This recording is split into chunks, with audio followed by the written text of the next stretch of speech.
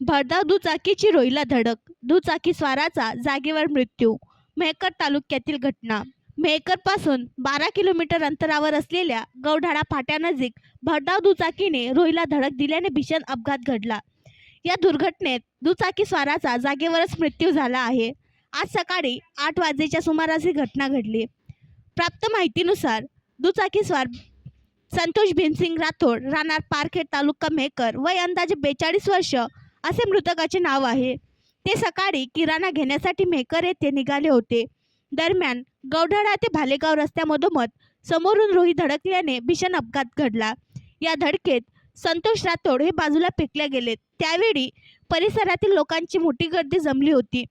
त्यांनी जवळ जाऊन पाहिले असता मृतक राठोड हे गंभीर जखमी अवस्थेत दिसले. त्यांना नाव व गाव विचारले असता त्यांनी सांगितले, परंतु त्यानंतर काही क्षणातच त्यांची प्राणज्योत मावळली.